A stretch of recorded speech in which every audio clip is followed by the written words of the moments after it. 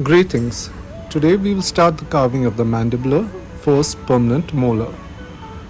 Now, knowing that this is the length of the crown should be about 7.5, I've marked it already and I've marked that point, extend it all the way around. You can take excess, can make it 8 millimeters and extend it all throughout. Now you look at the block, which is the greater dimension, the buccopalatal or the mesiodistal. Here the mesiodistal should be larger, but this block is equal, so we can use any of the sides. I've already marked the block buccal and palatal, so keeping the block with the crown upwards and the root downwards, buccal is facing outwards, so the opposite side would be palatal, which is inwards. Now I'm going to carve the right side carving, so I will hold it in my right hand with the crown upwards and the root downwards. Whatever is towards the midline would be mesial. I'll mark it M, and whatever is on the opposite side, that would be the distal, so I'll mark it D.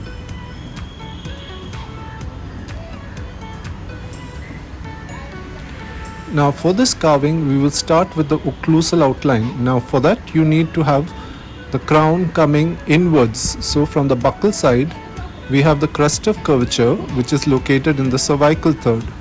So at the junction of the middle and cervical we mark the block 3 parts, dividing it equally. At the junction of the cervical and middle third you mark that point on the mesial side in a slanting direction. Now you slice off the wax from that area, from the mesial to the distal, all the way at that point, so that we get that convergence of the buccal surface to the occlusal. So when we look from the occlusal aspect, we are able to see the cervical crest of curvature or the cervical ridge that is there. Now when we look at the block otherwise, we should converge the block distally. So the buccolingual dimension on the mesial should be more than the buccolingual dimension at the distal. So for that we'll start removing from the distal portion, both on the lingual side, and more you have to remove from the buccal side. So less from the lingual but more convergence from the distal side. So just on the buccal side you need to remove a little more so that you have that convergence of the block to the distal. Now once we do that, mark the central portion where the central groove will be. So equally on either side of the groove will be the cusp. So the lingual cusp and the buccal cusp will be equal in dimension. So mark the groove so that we have all the cusps. So we'll just outline the grooves that separate each of the cusps. So mesio-buccal groove, disto-buccal groove, and the lingual groove. So we have all the 3 cusps on the buccal side: mesio-buccal, disto-buccal, and the distal. Now we have a Y-shaped pattern. For that we'll extend the lingual groove onto between the 2 lingual cusps. The buccal cusp are at a lower level than the lingual cusp. So for that we will remove from the buccal side on the end where the buccal is from the central groove. We'll remove it in a slanting position so that the buccal cusp become much lower level than the lingual cusp. So when we look from the buccal side we should be able to see the lingual cusp. Now so we see this in this carving now. Now we'll mark the mesio-buccal, disto-buccal, and the distal cusp on the buccal side. Now we have a Y-shaped pattern, so we'll mark the lingual cusp, or before that what we'll do is we'll remove the slopes for the mesial and the distal of the mesio-buccal, and the mesial and the distal for the disto-buccal cusp. Now similarly we'll do the same thing on the lingual side. We'll leave the distal cusp now at this point. So we have a groove that separates the distal cusp from the disto-buccal cusp, and a groove that separates the mesio-buccal and the disto-buccal cusp, which is known as the mesio-buccal groove. Now we'll carve the mesial slope and the distal slope of the mesiolingual cusp and the mesial and the distal slopes of the distolingual cusp. Now these two cusps are almost equal in dimension, but the distolingual cusp, it will be at a lower level than the mesiolingual cusp. So here we have the outline of all the cusp and the grooves. We can further bring the distal side a little more inside. Now we need to converge the block from both the distal and the mesial towards the lingual side, more so from the distal side, so that the crown is converging towards the lingual. Now we'll do so from the mesial side also, but to a lesser extent than what we did on the distal side. So the block converges towards the lingual side. Now we'll extend these developmental grooves. So for that we need to give the slopes of each of the cusps. So we've got the triangular ridge, now we'll give the slopes. And we'll extend the grooves, that is the mesiobuccal groove and the distobuccal groove. Now the mesiobuccal groove is shorter, distobuccal is longer and goes up to the line angle there.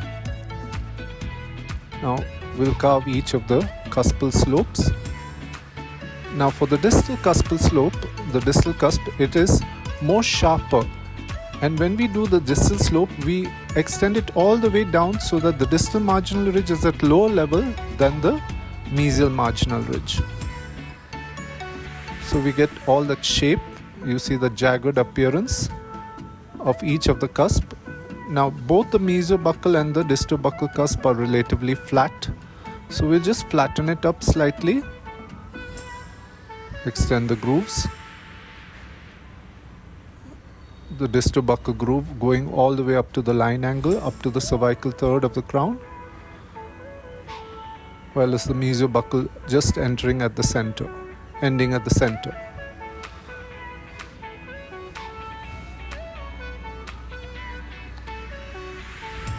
Now we'll extend a two-plane reduction for each of these cusps on the buccal surface, so that we get the shape of the crown when we look from the occlusal aspect. So here from the mesiobuccal cusp, a two-plane reduction.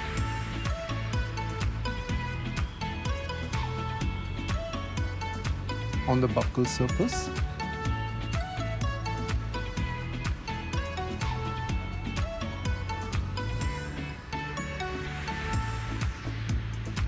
So that we get the shape of the crown extending onto the buccal surface.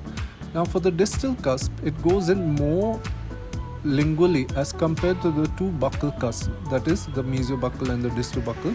So the distal cusp punches in more further inside, so we need to remove from that side.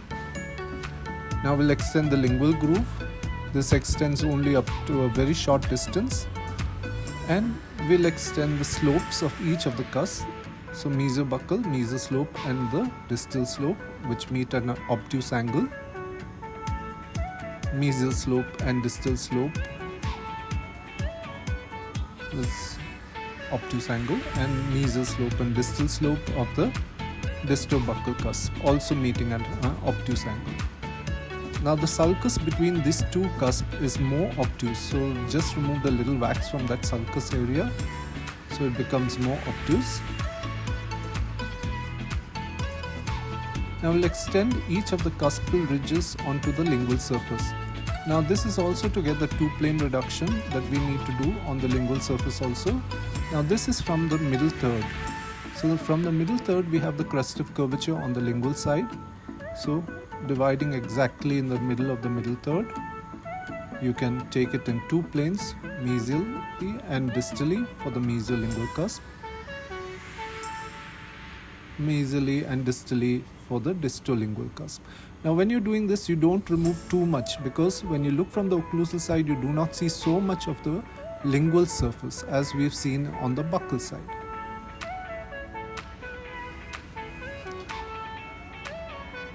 Once you've done that, you can see the convergence is more from the buccal than from the lingual. just highlight it further.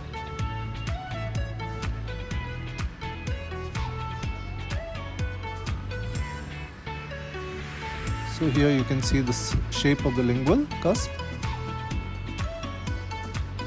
Now I'm converging from the mesial side further so that the block is converging towards the lingual, and even more from the distal side. Now round off all the sharp angles. Now you can notice I'm just running the carver very fast along the surface. And it's very graced carvings that are coming off, very small carvings. Now I'm highlighting the cervical portion. Just run it all around so that all the sharp angles are removed and the surface is smoothened. Now you come to the occlusally and you can see the shape. It's almost a hexagonal shape that we need. Now we start redefining the occlusal surface. So you can use the reverse of the carver to run along the cuspal shapes that you have used. So backside of the carver, just run it along each of the cusp to highlight the grooves.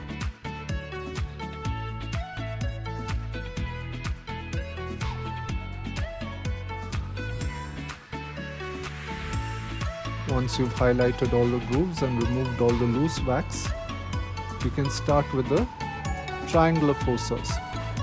Now the mesial triangular fossa, it's just located distal to the mesial marginal ridge. So place the lacrons on one side and just take it all the way around in a semicircular fashion.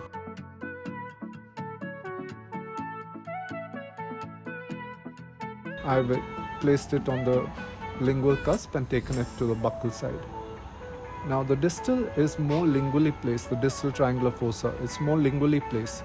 So it's very small, so make sure you use a very sharp and thin lacrons cover when making this triangular fossa.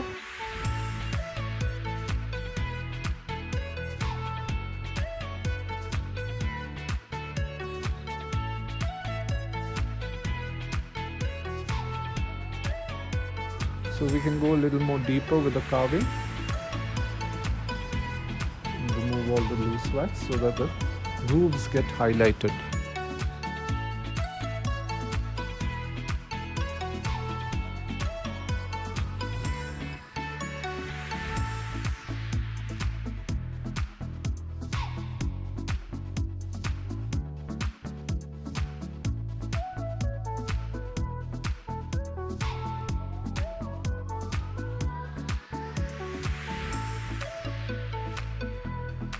Now the distal cusp goes in a diagonal direction. So I'm carving the mesial and distal slopes of the distal cusp that goes in a diagonal direction. Now you remove all the loose wax. The distal marginal ridge, we're making it at a lower level. So remove the distal marginal ridge even more, so that from the distal side you will be able to see more of occlusal circles. Mesial marginal ridge we'll remove a little just to give that slight dipping in, but not as much as what we've done on the distal side.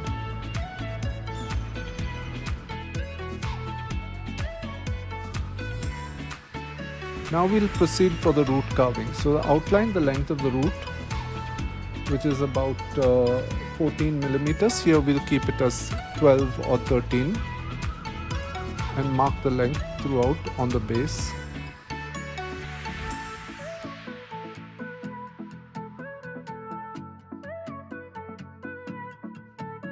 You know that there is a bifurcation. So mark the cervical portion. There is a bifurcation below the cervical line buccally, which is 3 millimeters below the cervical line on the buccal side. So you mark that area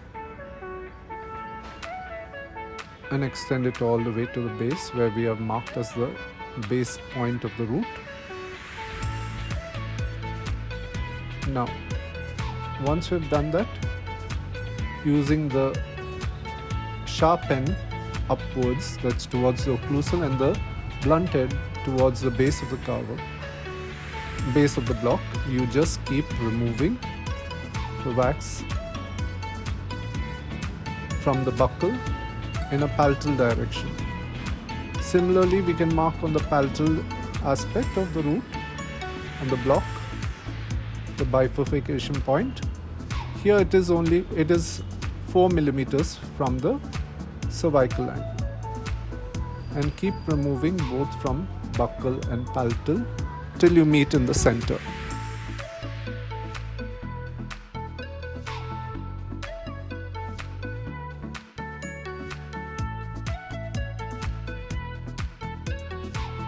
So once you attain a very small passage where you can just see a small light passing through like the eye of a needle, you can stop at that point.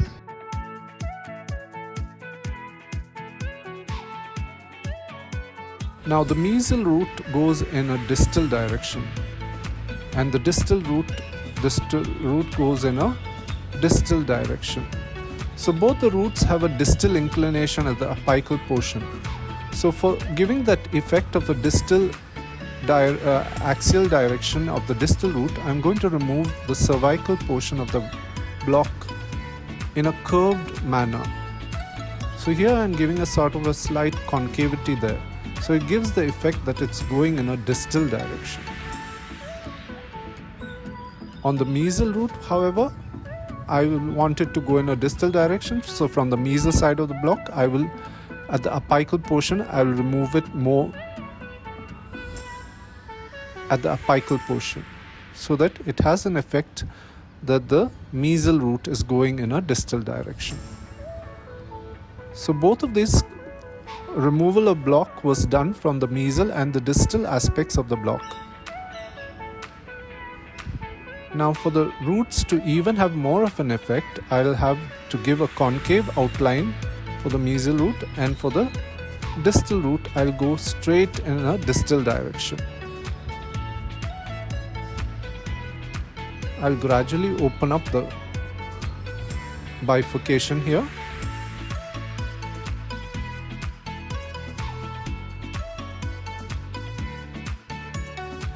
Now the mesial root, when I look from the mesial side, it also converges both lingually as well as on the buccal side. And the roots also converge towards the palatal. So I'm giving more of a convergence to the palatal. So the mesial root is converging palatally and goes in a distal direction even in the palatal aspect. So I'm removing from the mesial side, I remove the palatal portion of the mesial side so that it gets a convergence towards the lingual.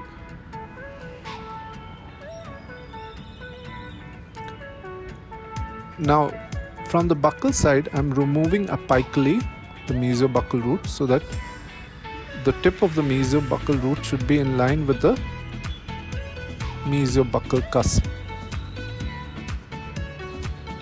Lingually also it needs to converge, but this convergence towards the apical is very sharp in a buccal direction. It goes relatively straight from the cervical, but then in the apical third it has a very sharp convergence towards the buccal side, so that the tip of the cusp is a blunt.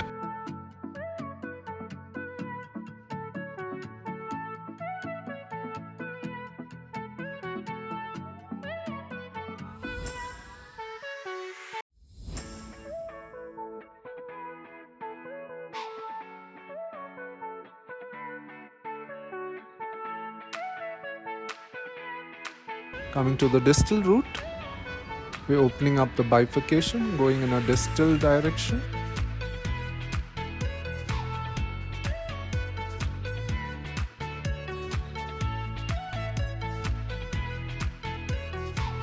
Mesial part of the distal root goes in a distal direction.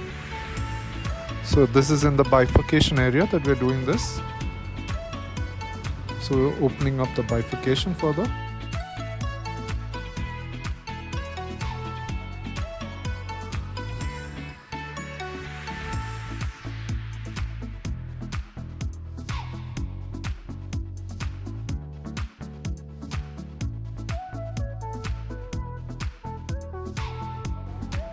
Now for the distal root and the mesial root, we need to make sure that apically we get the convergence.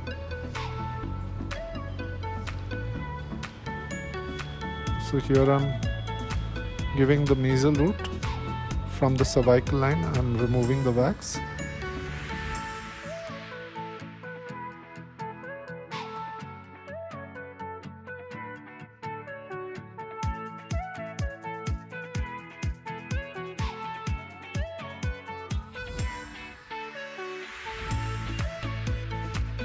Now distal root, we have created that concavity at the cervical third.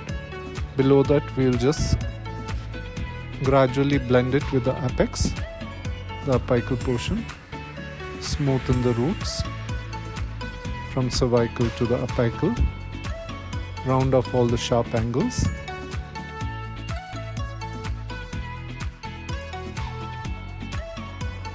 So in this process you can know only thin shavings of wax coming off. We're not using, and we're opening up the bifurcation further. So this is from the corners. We are opening up the bifurcation.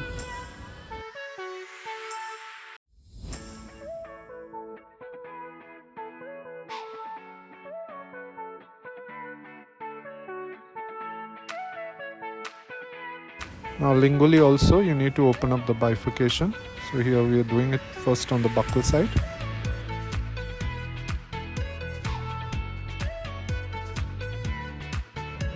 Now lingually also we are opening up the bifurcation.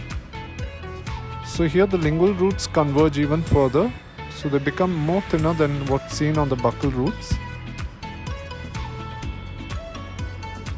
And at the same time the mesial root goes in a, not only it converges lingually, but it also converges to the distal, more to the distal.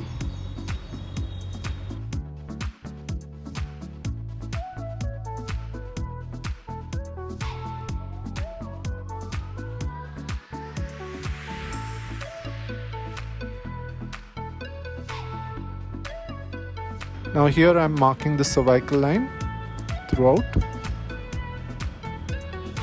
So we're marking it on the buccal side. So here it has a gradual convexity dipping in at the bifurcation. Mesially it dips in by about a millimeter or less. So we give a slight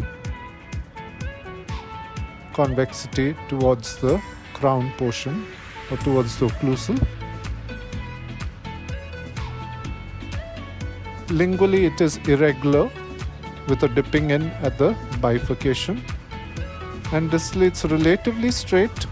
You can say it's relatively straight.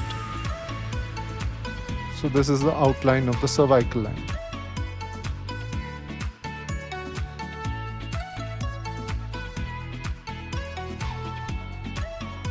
Now once we've outlined the cervical line, just below that outline we need to remove the wax on the root portion.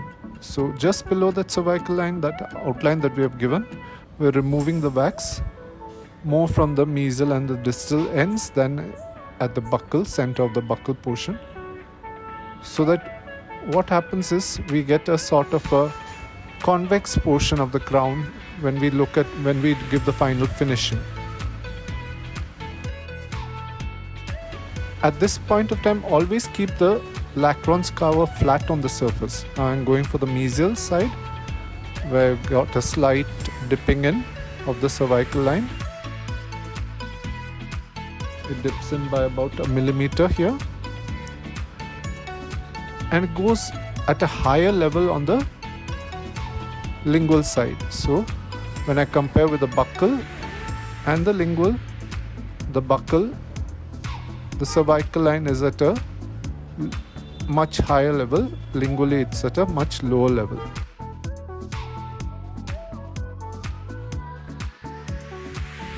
That's why when we talk of the bifurcation from the lingual side, we say that it is 4 millimeters from the cervical line. Now coming again to the lingual side, as per the outline, I'm removing the wax from the root portion. Now from the mesial, we are removing the wax from the root. So it's a slightly convex outline towards the crown, slightly dipping in of the cervical line. And if you notice the cervical line, when you compare the buccal as well as the cervical line lingually, the cervical line on the lingual is at a higher level than buccal. Distally we are removing the cervical line on the root portion as per the outline of the cervical line.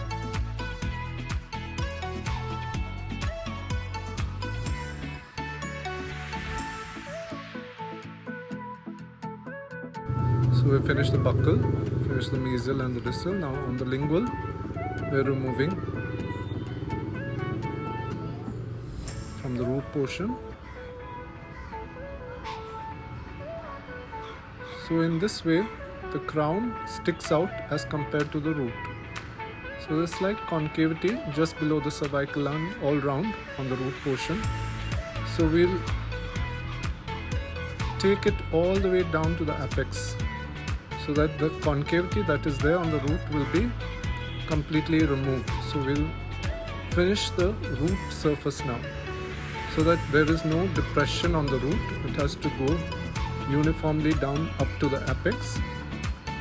So we remove the wax all below that concavity that was created when we made the outline below the cervical line on the root portion.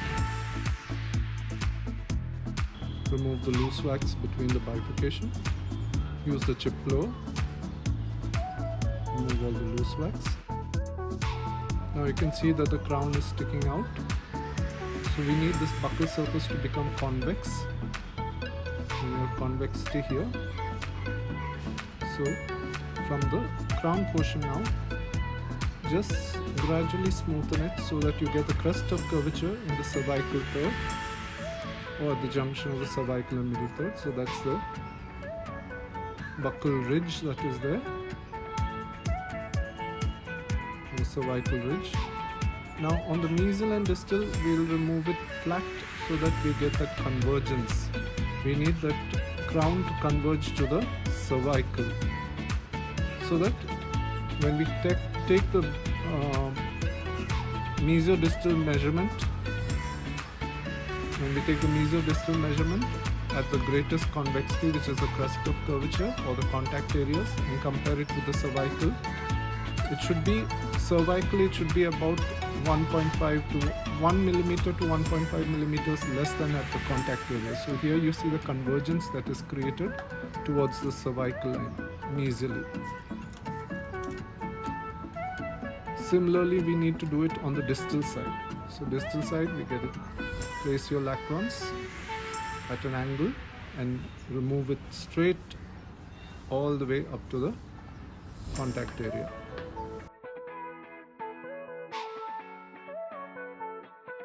So we see the convergence is being created now.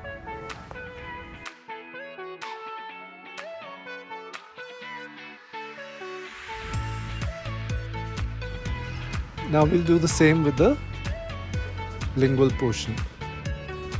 There's still the buccal, we're just highlighting the buccal.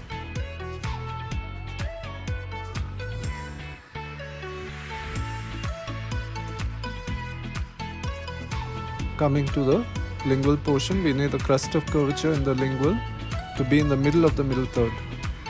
So I'm just redefining the cervical line again.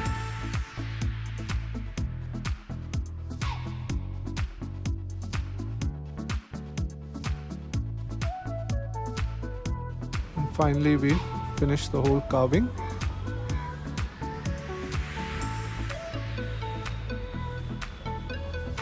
Remove all the loose wax and finish the surface of the roots properly.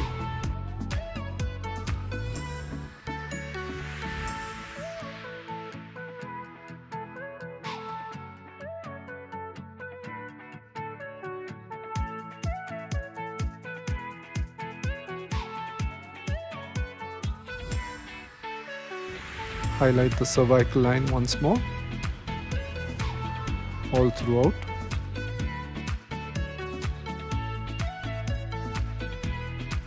Smoothen the surface.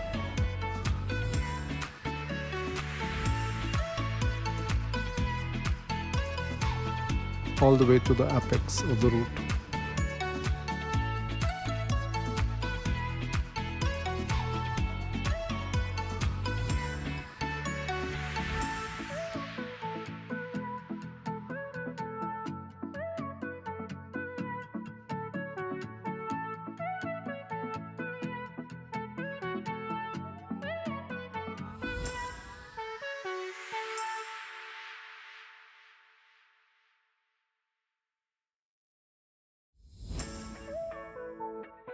Redefine the cervical line again. Use the chip blower to remove all the loose wax.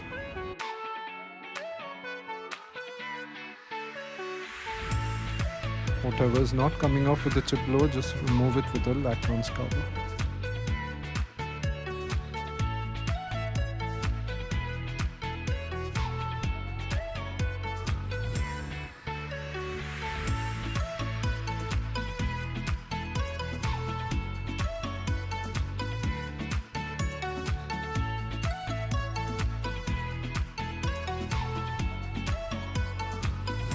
So all this is finishing. Make sure the cervical line is perfect. Now use your polishing cloth, muslin cloth, and polish the surface of the all round. Not the occlusal portion, but all over, mesial, distal. Now this is the final finished product. So you can see from the occlusal, you can make out the two buccal cusp, the two lingual cusp, the grooves that are going in between, central groove running from the mesial triangular fossa, the mesial buccal developmental groove,